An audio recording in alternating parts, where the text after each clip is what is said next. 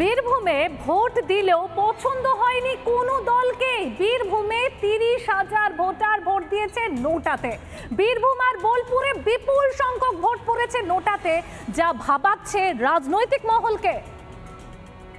বীরভূমের দুটি লোকসভা আসনে তৃণমূলের ভোট বৃদ্ধি, এ নিয়ে যতটা জল্পনা হচ্ছে ঠিক ততটাই চর্চায় রয়েছে নোটা।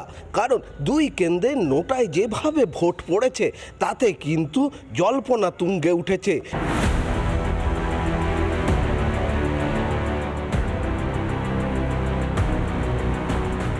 বীরভূম লোকসভা কেন্দ্রে জয়ী তৃণমূলের শতাব্দী রায়, বোলপুরে বিপুল ভোটে জয়ী তৃণমূলের অসিত মাল। তবে নোটায় ভোট দিয়েছেন হাজার হাজার মানুষ। বীরভূম লোকসভা কেন্দ্রের জয়ী তৃণমূল প্রার্থী শতাব্দী রায় পেয়েছেন 7,17,961টি ভোট। বিজেপি প্রার্থী দেবতনু ভট্টাচার্য পেয়েছেন 5,20,311টি ভোট। আর বীরভূমের 14,093 জন মানুষ ভোট দিয়েছেন নোটায়। বোলপুর লোকসভা কেন্দ্রে 8,55,633টি ভোট পেয়ে জয়ী তৃণমূলের অসিত মাল। বিজেপির পিয়া সাহা পেয়েছেন 5,28,380টি ভোট। আর নোটায় ভোট পড়েছে 21,722টি। নোটায় এত সংখ্যক ভোট দেখে চক্ষু চড়ক গাছ রাজনীতিবিদদের। কেন নোটায় এত ভোট? শুরু হয়েছে রাজনৈতিক বিশ্লেষণ। আমরা খুব চিন্তিত গণতন্ত্রের প্রতি আগামী প্রজন্মের মানুষের অনাস্থার কারণ। এবং সর্বোপরি আমরা যেটা দেখছি যে এই যে নোটাটা বিশেষ করে যুব সমাজের হচ্ছে, গণতন্ত্রের প্রতি অনাস্থা বাড়ছে, তাদের স্বপ্ন পূরণ হচ্ছে না। সচেতন করার আরও অনেক দরকার আছে ইলেকশন কমিশনের পক্ষ থেকে। এবং আমরা বলবো যে আমাদের দেশে সেই শিক্ষায় আমরা এখনো পৌঁছাইনি। সুতরাং আরও কীভাবে ভোটের বাসকে বেছে নিয়ে সেখানে তার ভোটটা প্রয়োগ করতে হবে, এই ধ্যান ধারণাটা তৈরি করে দেওয়া দরকার।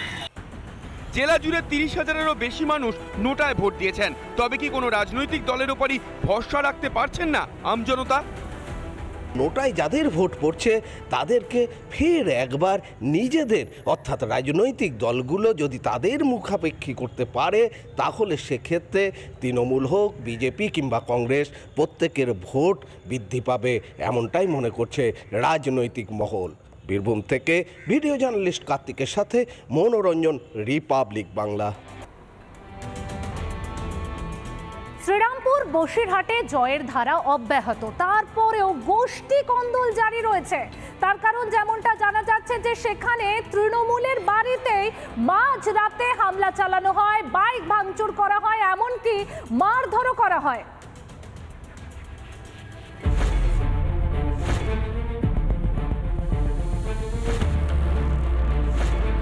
দিকে দিকে ধরা পড়ছে ভোট পরবর্তী হিংসার ছবি। তবে কোন্নগর এবং মিনাখার ছবি কিছুটা আলাদা। কোন্নগর এবং মিনাখায় শাসকের কোন্দলে ছড়ালো উত্তেজনা। শ্রীরামপুর লোকসভা কেন্দ্রে জয়লাভ করেন তৃণমূল প্রার্থী কল্যাণ বন্দ্যোপাধ্যায়। উৎসবে মেতেছেন তৃণমূলের কর্মী সমর্থকেরা।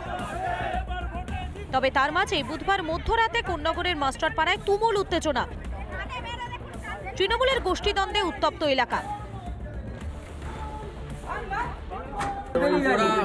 ওদের পুরো গ্যাং নিয়ে হাতে মেশিন, দাও, শোট অনেক কিছু নিয়ে এসে 30-40 জন বেশি, তারও বেশি হবে, আমাকে একা পেয়ে এলোপাতাড়ি মেরেছে। আর আমার বাড়ির রিলেটিভদের সঙ্গেও প্রচুর মেরেছে, যা পেরেছে এলোপাতাড়ি মেরেছে। তৃণমূলের সাথেই যুক্ত আছে। প্রবল উত্তেজনা, চলে বাইক ভাঙচুর, বেধড়ক মারধর। একে অপরের বিরুদ্ধে অভিযোগ তৃণমূল যুবনেতা এবং 17 নম্বর ওয়ার্ডের কাউন্সিলরের। এরকম দুটো ছেলে যখন যায় ওখানে, তখন জোরে এসে ওর বাইকের সাথে আরেকটা বাইক ধাক্কা মারে আমার দুটো ছেলের সাথে। ধাক্কা লাগার পর বাঘ বিতণ্ডা একের পর এক হয় এবং বলে তোর কোন বাপ আছে দেখেই বলতে বলতে বিশ্বরূপকে ফোন করা হয় এবং তদারক করে বিশ্বরূপ ওখান থেকে এসে বেধড়কভাবে, বিশ্বরূপ ছিল, বিশ্বরূপ সহ আরো 3-4 জন ছিল যাদের আইডেন্টিফাই করছে এবং তাদের মেডিকেল চলছে। মহিলাদের তো মেরেছে, এলাকার ছেলেদের গায়ে কারা মেরেছে? হাত মেরেছে, পরিষ্কারভাবে বলতে অসুবিধা নেই। দিব্যেন্দু ভট্টাচার্য এবং তার দলবল বাইক নিয়ে এসে এই পাড়ায় দাঁড়িয়ে সবাই এখানে দেখেছে, আপনারাও দেখতে পাচ্ছেন, এলাকার লোক শাসিয়ে দিয়ে গেছে যাতে পাড়ার লোক কারোর কাছে মুখ খুললে এসে রাতে মেরে দেবে। অন্যদিকে বসিরহাট লোকসভা কেন্দ্রে বিপুল ভোটে জয়ী তৃণমূল প্রার্থী হাজী নুরুল ইসলাম। কিন্তু তাতেও মিটল না শাসক তৃণমূলের কোন্দল। মিনাখার চৌধুরী চক এলাকায় বাড়ি ভাঙচুর। তৃণমূলের গোষ্ঠীকন্দলের জেরে উত্তপ্ত এলাকা। শাসকের আদি বানাম নব্য দ্বন্দ্বে উত্তেজনা। দলের কর্মীদের অনেকে বিজেপিতে ভোট দিয়েছেন এমন সন্দেহে দলীয় কর্মীর বাড়ি ভাঙচুরের অভিযোগ। বাড়ি ঘরদর ভেঙে দিয়েছে, এসে রাত্রি 10-12 জন এসে লাঠি দিয়ে, শাবল দিয়ে, ডাকুরুল দিয়ে, ওই বাপ্পা, রবীনপদ তৃণমূল করে। হ্যাঁ, তৃণমূল আমরাও করি, তা ভাগ হয়ে গেছে। এমনকি মহিলাদেরও মারধরের অভিযোগ উঠেছে তৃণমূলের অপর গোষ্ঠীর বিরুদ্ধে। কলগুলো ভেঙে দিয়ে চুরি করে নিয়ে চলে যাচ্ছে, মোটরগুলো নিয়েও চলে যাচ্ছে। এইসব নিয়ে ওরা ফুর্তি করবে। সাইকেল ওরাই নিয়ে গিয়েছে, দুটো সাইকেল নিয়ে চলে গেছে। ওই একটা প্রেগনেন্ট মানুষ, তাকেও ছাড়িনি, তাকে পর্যন্ত মেরেছে। এর আমরা শাস্তি চাই। ভোট পরবর্তী হিংসা এমন পর্যায়ে পৌঁছেছে যে নিজেদের দলের লোককেই ছাড়ছে না তৃণমূল। হুগলি এবং উত্তর 24 পরগনা থেকে সুনন্দা দত্ত এবং অর্ণব মৈত্রের রিপোর্ট, রিপাবলিক বাংলা। রাজ্যে একমাত্র দক্ষিণ মালদা কেন্দ্রই ধরে রাখতে পেরেছে কংগ্রেস। ঈশা খান চৌধুরী তিনি জয়লাভ করেছেন, আর কংগ্রেসের দাপটে ঘাসফুল একদমই ধরাশায়ী। দক্ষিণ মালদা লোকসভা কেন্দ্র, এই দক্ষিণ মালদা লোকসভা কেন্দ্র এবারও কংগ্রেসের দখল করল।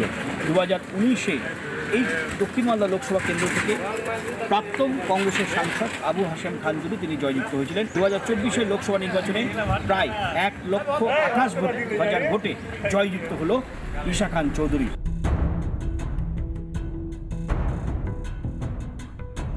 তৃণমূল নেত্রীর আবেদন নিবেদনেও কাজ হলো না। গণিমিত বজায় থাকলো মালদা দক্ষিণ কেন্দ্রে।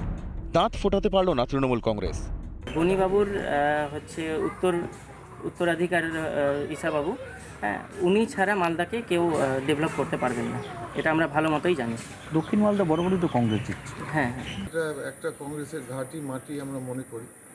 ডিস্ট্রিক্ট মালদা, দক্ষিণ মালদার মানুষ চাইছে যে রাহুল গান্ধী আর ইন্ডিয়া অ্যালায়েন্স আসুক। মালদা দক্ষিণে 2 নম্বরে রইল বিজেপি, আর তৃতীয় হলো তৃণমূল কংগ্রেস।